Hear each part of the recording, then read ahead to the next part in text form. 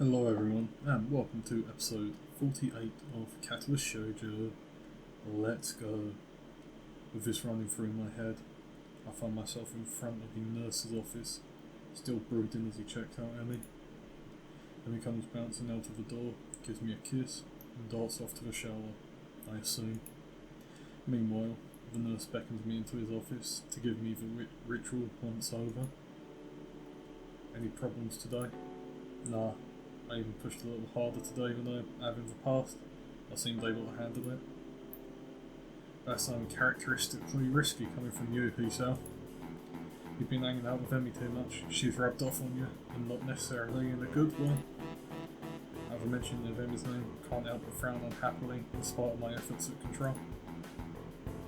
Well now, this is new, don't you think? Last I checked, your usual response to Emmy's name was a grin, not a frown. What exactly happened between you two? Sammy doesn't seem to be on it, or whatever it is. She's looked even more relaxed than I've seen her in weeks, which is unusual for this time of year. What do you mean by that? By what? For this time of year, I keep trying to find out what's been bothering her, but she keeps clams up as soon as I approach the subject. Then last night she said, let me guess, she won't tell you because she says she can't trust you.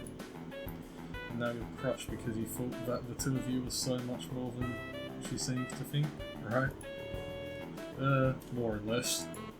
How did you know? Hisao, I'm the nurse.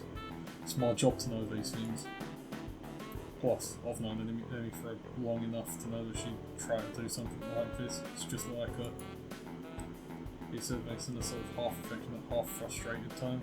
It would seem more appropriate if he had a cigarette dangling from his lips. As it is, he seems willing to make it do with a pen. Look, you mind if I give you some advice? I'm gonna save here. Okay, new save state. Here we go. Sure, why not? What was it that I said yesterday? If you can't observe one thing, then observe what's around it. Worth a shot. The nurse knows any better than I do. I'll wager. Sure, I'm open to suggestions. Honestly, I'm kinda lost. Got no idea how to deal with this. I never would have guessed. He grins while he said this. I think he's kidding. Look, here's the deal. Emmy is stubborn. You should know that by now.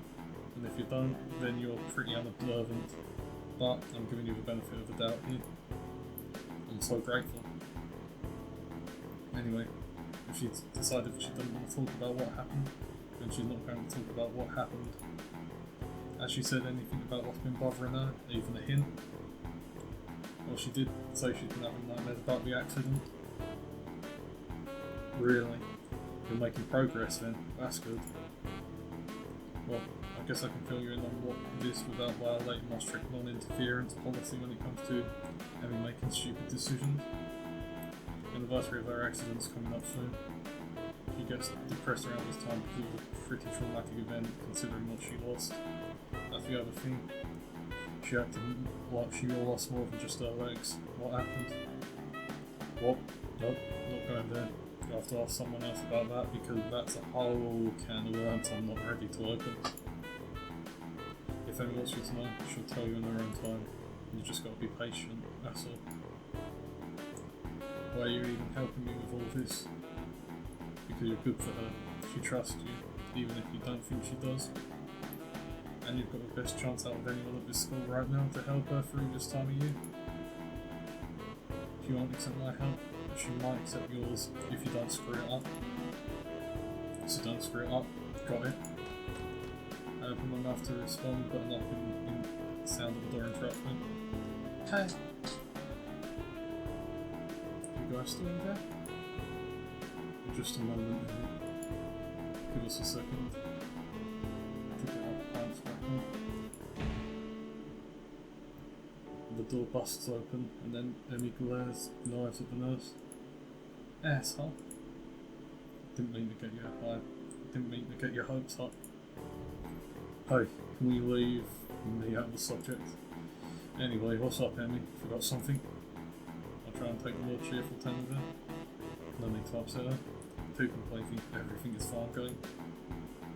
Actually, I forgot to ask you something. Oh, what's that? Wanna come with me on a trip to my house? My mum's making dinner, and I thought you might want to join us. Well, of course, I accept. And he punches him in the ass in the arm playfully. No, you idiot, you were over last week. I was talking about Hisao. Oh, how interesting. Meeting the parent. I'd love to go in, thanks. The nurse raises an eyebrow, but says nothing. Great, I'll be in my room. Swing by after you shower, change into something clean, and we'll grab the bath. Sounds good. I'll see you in a bit. This time it's me who leans in for a quick kiss before darting off to my room. What an interesting development. Maybe we're getting closer after all. Maybe Miss finally ready to open up a little. Or maybe she's just being polite. A free meal seemed like a good way to apologise for last night.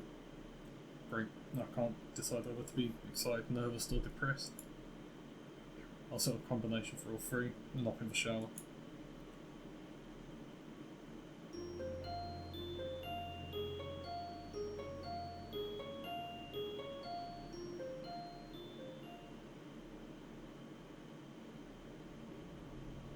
I don't think I like riding on the bus.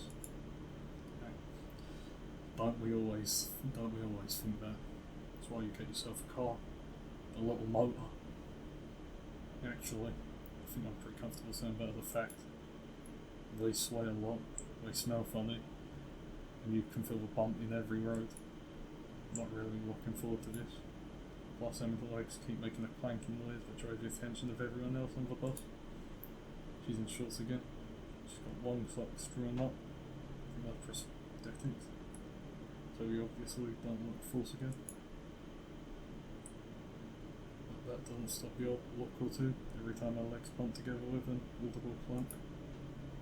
Well, this is where I'll leave it for today. Thank you for watching, and goodbye.